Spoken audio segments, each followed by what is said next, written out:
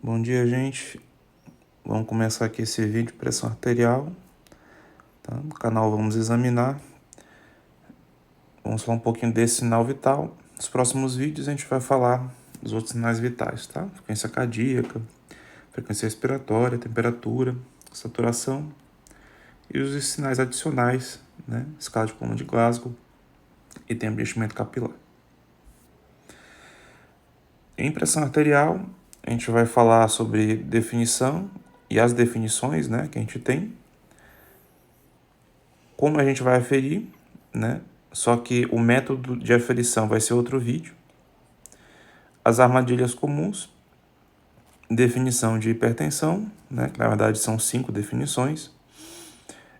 Hipotensão e os contextos importantes, situações especiais envolvendo pressão arterial. Como eu falei, a aferição vai ser outro vídeo.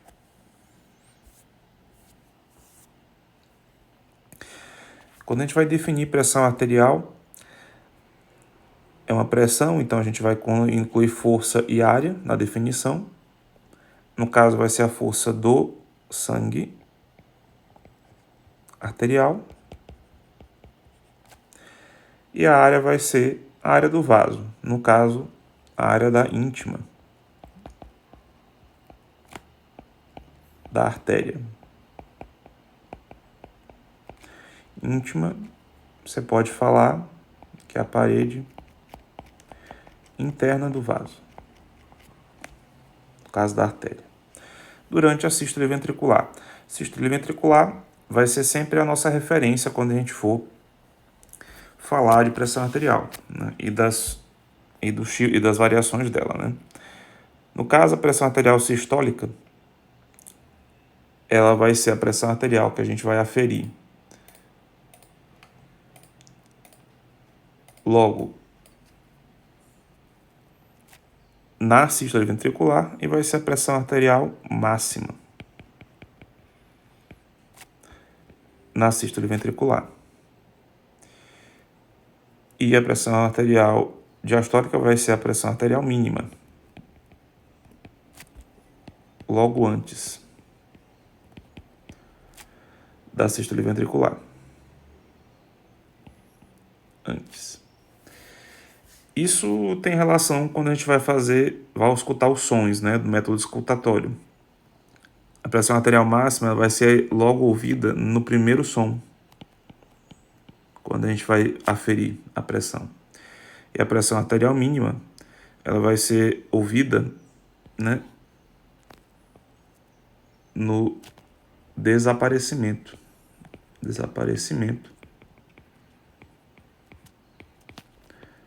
do último som auscultatório. E o último conceito importante de pressão seria a pressão arterial média, que vai ser calculada por pressão arterial sistólica mais 2 vezes diastólica, tudo isso dividido por 3, que é diferente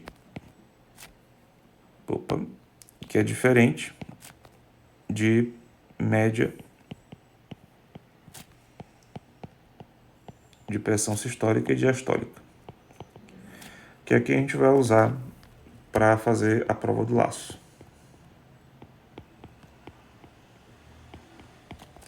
Qual que é o uso, então, da pressão arterial média? É tratamento do choque.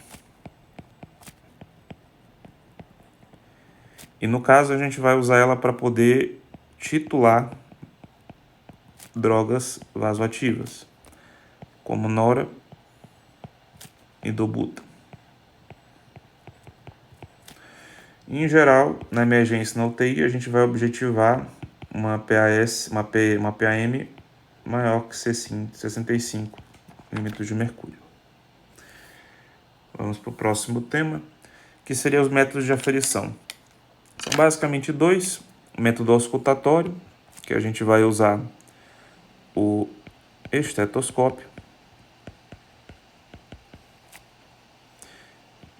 e o esfigmo manômetro. O método oscilométrico, o monitor calcula. monitor geralmente multiparamétrico, para ver os outros sinais vitais. Obviamente, né, o computador ele vai errar menos do que a gente vai errar mais do que o computador, só que a gente tem a vantagem de detectar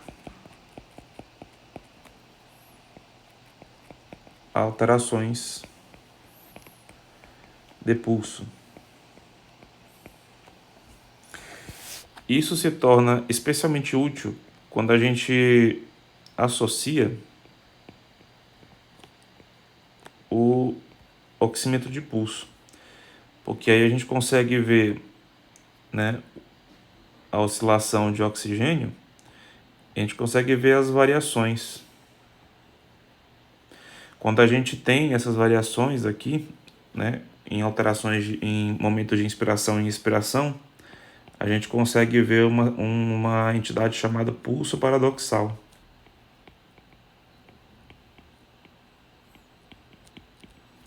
Que é muito importante em doenças pericárdicas.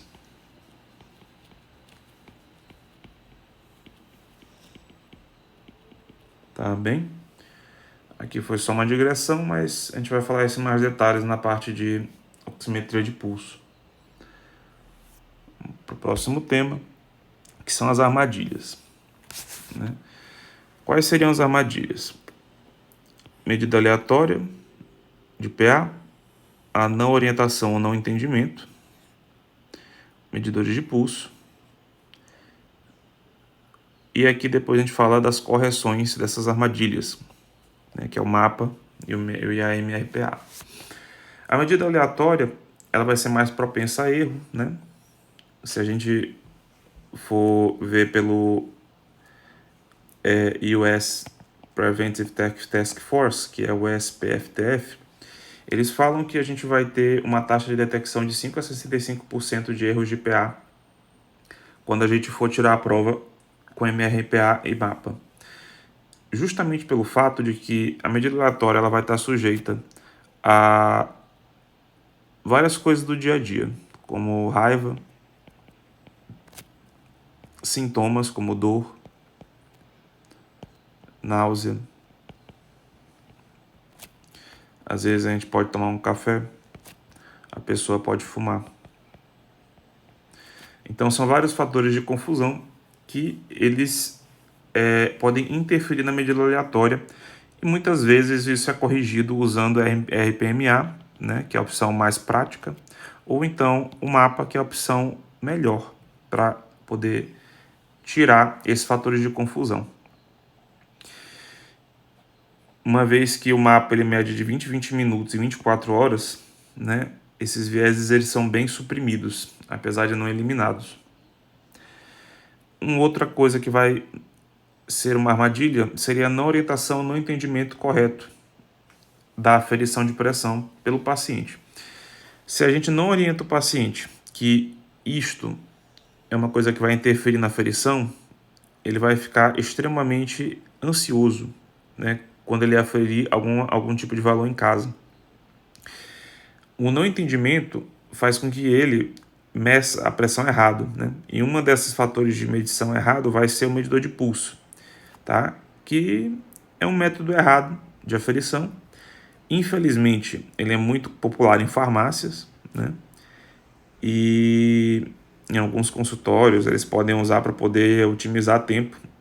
Só que às vezes essa otimização de tempo ela acaba não sendo muito útil, porque se a gente tem uma medida errada, isso vai gerar uma conduta incorreta.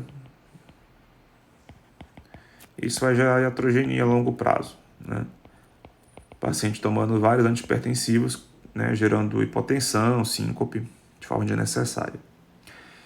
Então a gente lança a mão do mapa e do MRPA para poder corrigir essas armadilhas, né, assim como uma boa orientação do paciente, do método de aferição, e que, de novo, a medida de pressão é sujeita a esses vieses, né, a esses fatores de confusão. A medida de residencial de pressão arterial vai ser mais prática pelo fato de que, às vezes, o paciente ele não tem tempo de fazer um mapa ou ele está esperando na fila do SUS para poder fazer. Então a gente orienta o paciente a fazer 3 ou 4 medidas aleatórias, né, na semana. A gente pede para ele fazer isso aí por 2 semanas.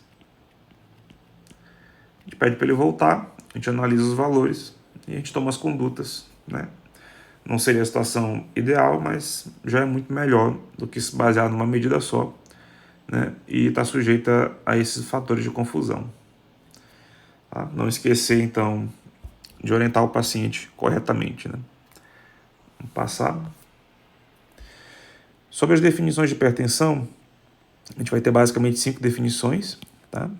A primeira é a mais famosa, que são as 2 medidas aleatórias em contextos diferentes, né? O contexto é muito importante justamente para a gente tentar eliminar algum viés, né?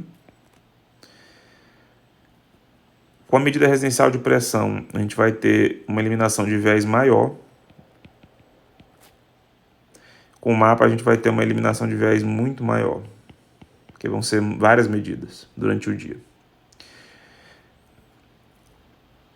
Obviamente, a gente vai ter uma meta de pressão, um momento de pressão um pouco menor, né, durante as 24 horas em relação ao sono, porque vai ser a média de vigília e de sono.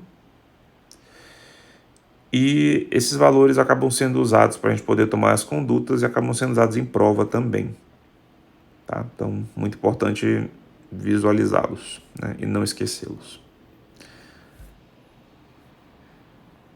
Não vamos falar sobre hipertensão secundária, tá? Ficaria para um próximo vídeo, tá bem?